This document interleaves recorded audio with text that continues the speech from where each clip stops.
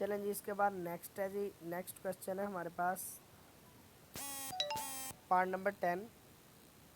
नीचे लिखा हुआ है 1/1 प्लस कॉज एक्स। अच्छा, एक बार ना आप माइंड में रख लें कि अब अगर कभी भी इंटीग्रेशन में नीचे 1 प्लस कॉज एक्स आ जाए, 1 माइनस कॉज एक्स आ जाए, 1 प्लस साइन एक्स आ जाए, या 1 माइनस साइन एक्स आ जाए, तो आपने उस सवाल को ना आप दो तरीके से कर सकते हैं।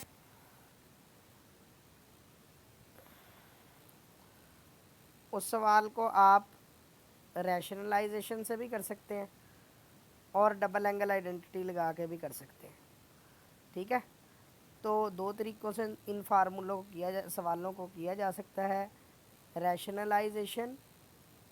और ये जो मेथड आपको बताए जाते हैं ना, इसको आप नोट कर लिया करें एक अलग से ना रजिस्टर पे, ताकि आपको भूले ना। अगर कभी भी ये चीज़ें आप चार देखें तो आप फ़ौरन से बता दें कि मैंने आपको क्या बातें बताई थी।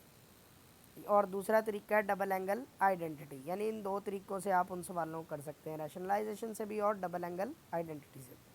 अब ये जो 10वां पार्ट है, इसको हम रैशनलाइजेशन से भी कर सकते हैं और डबल एंगल आइडेंटिटी से भी कर सकते हैं। रैशनलाइजेशन से कैसे? अगर ये 1 प्लस कॉज एक्स है तो 1 माइनस कॉज एक्स से मल्टीप्लाई भी, 1 माइनस कॉज एक्स से डिवाइड भी। और आप जो है ना, इसका आपको मैथ सिटी ऑर्गेनाइजेशन वेबसाइट है, उस पर आप इस सवाल का सोल्यूशन देख सकते हैं।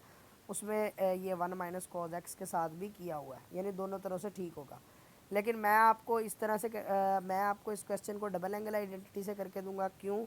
उसकी रीज़न ये है कि आपके बुक में जो आंसर है वो डबल एंगल आइडेंटिटी के मुताबिक है। लेकिन ऐसा नहीं है कि अगर आप रैशनलाइजेशन से कर देंगे तो आपका सवाल गलत हो जाएगा। आपका सवाल ठीक माना जाएगा अगर उस पर आपने इंटीग्रेशन का तरीक़ेकार सही लगाया तो।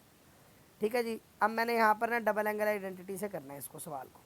तो 1 प्लस कॉज एक्स, पहले हम माइंड बनाते हैं 1 प्लस कॉज एक्स के लिए कौन सी डबल एंगल आइडेंटिटी लगनी चाहिए। ये दो डबल एंगल आइडेंटिटीज़ हैं, इन्हें डबल एंगल आइडेंटिटीज़ भी कहते हैं। अच्छा, अब यहाँ क्योंकि 1 प्लस कॉज एक्स है तो मैं 1 प्लस वाली लूँगा। लेकिन ये डबल एंगल आइडेंटिटी में ना देखें 1 भी है, ठीक है, प्लस भी है यहाँ पर, ठीक है, अच्छा कॉज भी है, ठीक है, लेकिन ना 2 नहीं है, खाली अकेला एक्स लिखा हुआ। तो मैं यहाँ पे 2 लेके आऊँगा। 2 लाने के लिए मैं क्या करता हूँ जी, इसको 2 से मल्टीप्लाई भी करता हूँ और 2 से डिवाइड भी करता हूँ एंगल को। अब ये हमारा फार्मूला बन गया 1 plus cos 2x, 1 plus cos. अब ये जो 2, इसको 2 से मल्टीप्लाई भी किया और 2 से डिवाइड भी किया, मल्टीप्लाई भी किया और डिवाइड भी किया। अब ये हमारा फार्मूला बन गया। अब इसको मैं लिख सकता हूँ, देखें 2 यहाँ पे डिवाइड हो रहा है, उधर जाकर मल्टीप्लाई हो जाएगा। तो इस फार्मूले को हम ज़रा थोड़ा सा यूँ लिख लेते हैं, क्योंकि यहाँ पे 1 प्लस कॉस टू थीटा है।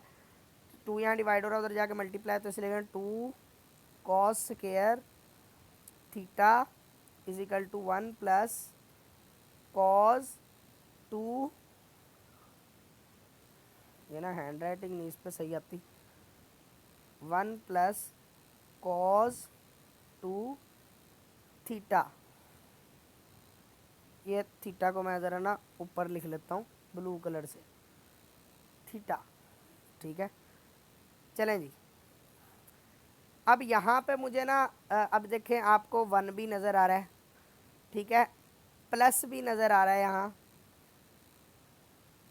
प्लस भी है। अच्छा, फिर उसके बाद कॉज भी है, अच्छा 2 भी है, ठीक है। थीटा की जगह ना ये जो ब्रैकेट में है ना x/2, थीटा की जगह है x/2। तो जब आप फार्मूला लगाएंगे तो इसे लिखा जाएगा 2 कॉस स्क्वायर थीटा। तो आप फार्मूला लगाएंगे तो यूँ लिखेंगे 2 कॉस स्क्वायर, और थीटा की जगह वो मैंने आपको बताया ना ये ब्रैकेट वाला है x/2, तो ये x/2 आप लिख लेंगे थीटा की जगह। ठीक हो गया। थीटा की जगह पे आप वहाँ पे देख लेना 2 के साथ क्या है, थीटा के साथ, थीटा की जगह पर 2 के साथ देख लें, 2 के साथ है x/2। तो आप भी यहाँ पर थीटा की जगह क्या लिख लेंगे, x/2। तो अगर आप यहाँ x/2 लिखें तो ये बन जाएगा 2 कॉस स्क्वायर x/2। ये देखिए यहाँ पे मैंने लिखा हुआ है। ठीक है जी, उम्मीद है फार्मूले की समझ आ गई होगी। इसके बाद ये जो 1/2 है बाहर, ये कांस्टेंट है, नीचे वाला ये जो 2 है ये कांस्टेंट है, इसको बाहर निकाल लेंगे 1/2। और 1/cos² किसके इक्वल होता है? 1/cos² इक्वल होता है सीकेंड स्क्वायर के। ठीक हो गया। सीकेंड स्क्वायर की हम इंटीग्रेशन करते हैं, ये इन स्टेपों को ना मैं काट देता हूँ। तो सीकेंड स्क्वायर की इंटीग्रेशन होगी 1/2, ठीक है, integration of secant square x/2 dx। सीकेंड इसकी अब हम इंटीग्रेशन करना चाहते हैं। तो सीकेंड स्क्वायर की इंटीग्रेशन के लिए देखिए फार्मूला नंबर 12 है, सीकेंड स्क्वायर की इंटीग्रेशन होती है टेंजेंट थीटा। लेकिन मैंने आपको बताया था इसमें कोई भी फार्मूला लगाएं तो उसके लिए उसकी शर्त पूरी करना लाजमी है। शर्त क्या होती है जी? एंगल का डेरिवेटिव सामने होना चाहिए। ये मैंने ऊपर लिख के दिया हुआ है कि इन फार्मूला नंबर 6 से लेके 15 तक अगर फार्मूला लगाना चाहते हैं तो आपको एंगल का डेरिवेटिव सामने होना चाहिए। एंगल का डेरिवेटिव अब हम लेते हैं, एंगल है यहाँ पर x/2, x/2 का हम डेरिवेटिव लेते हैं। ठीक है जी,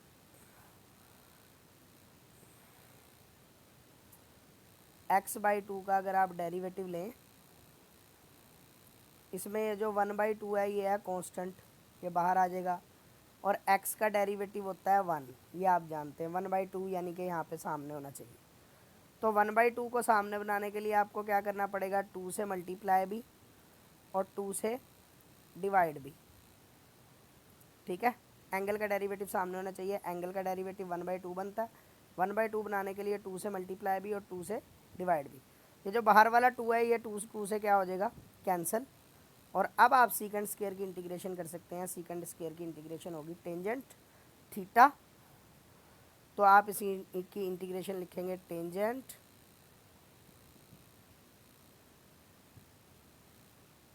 थीटा यानी कि x/2 प्लस सी।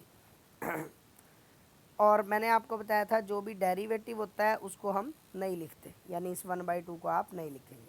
सीकेंड स्क्वायर की बस इंटीग्रेशन कर लेंगे। सीकेंड स्क्वायर की इंटीग्रेशन होगी टेंजेंट x की जगह आप क्या लिख देंगे? x/2। ये आपके पास सवाल का सॉल्यूशन है।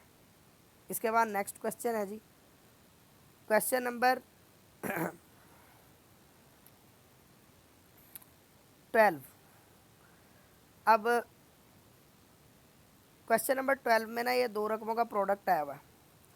अब हमने यहाँ पे प्रोडक्ट में ना देखिए, प्रोडक्ट में रूल हमने सीकेंड और टेन का पढ़ा हुआ है। और प्रोडक्ट में यहाँ पे फार्मूला देखे तो एक है कोसिकेंट और कॉट का। अब पीछे रह गए बेचारे साइन और कॉज।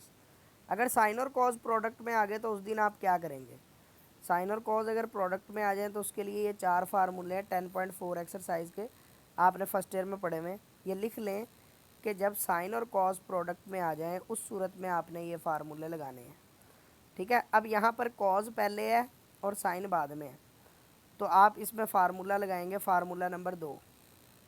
इसमें देखें कॉज पहले है और साइन बाद में है, लेकिन इस फार्मूले के लगने के लिए 2 होना ज़रूरी है साथ। तो साथ आप 2 बनाएंगे, उसके लिए 2 से मल्टीप्लाई भी और 2 से डिवाइड भी। ठीक हो गया। अब आप फार्मूला लगा लें। अब आपको यहाँ पर अल्फ़ा की जगह नज़र आएगा 3x और बीटा की जगह आपको नज़र आएगा 2x। तो आप फार्मूला लगाएं, फार्मूला है साइन अल्फ़ा प्लस बीटा और फिर आ गया minus sine alpha minus beta. 3x plus 2x होता है 5x, 3x माइनस 2x होगा x। अब इंटीग्रेशन के आगे दो रकमें माइनस हो रही हैं, तो आप क्या करेंगे? आप पहले के अलग इंटीग्रेशन कर लेंगे, दूसरे के अलग इंटीग्रेशन कर लेंगे। ये देखें, पहले 1/2 ब्रैकेट, ये मैं स्टेप ज़रा खोल देता हूँ। पहले की अलग इंटीग्रेशन साइन 5x, पहले हम ना साइन 5x की इंटीग्रेशन कर लेते हैं, जगह नहीं है क्योंकि यहाँ पे integration sine 5x dx। Sine आ गया, 5x को छोड़ें आप, साइन आ गया तो फिर ये फार्मूला नंबर 6 लगेगा, लेकिन इसके लिए शर्त है कि सामने एंगल का डेरिवेटिव होना चाहिए। तो 5x का अगर आप डेरिवेटिव सोचें, 5 कांस्टेंट है, बाहर आ जाता है, x का डेरिवेटिव होता है 1। तो 5 बनेगा। तो 5 बनाने के लिए 5 को इस रकम को 5 से मल्टीप्लाई भी कर लेंगे आप, और 5 से डिवाइड भी कर लेंगे। ये जो डिवाइड वाला 5 है ये वैसे ही आ जाएगा। अब साइन की इंटीग्रेशन लिखे, साइन की इंटीग्रेशन है माइनस कॉज एक्स, एक्स की जगह है यहाँ 5x, तो ये साइन 5x की इंटीग्रेशन बनेगी minus cos 5x over 5, minus cos 5x over 5। ये देखिए उसने साइन 5x की इंटीग्रेशन यूँ डायरेक्ट निकाली दी। अब इसी तरह से साइन x की अगर आप इंटीग्रेशन करेंगे, साइन x की इंटीग्रेशन है माइनस कॉज x, ठीक है। तो ये जो है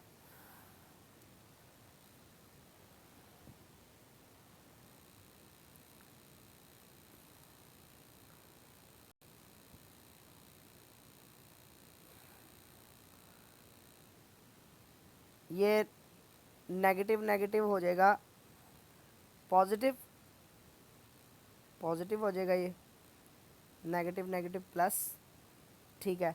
ये नेगेटिव ही रहेगा और इसको आप +1/2 ही लिख लें। ये आपके पास आंसर है।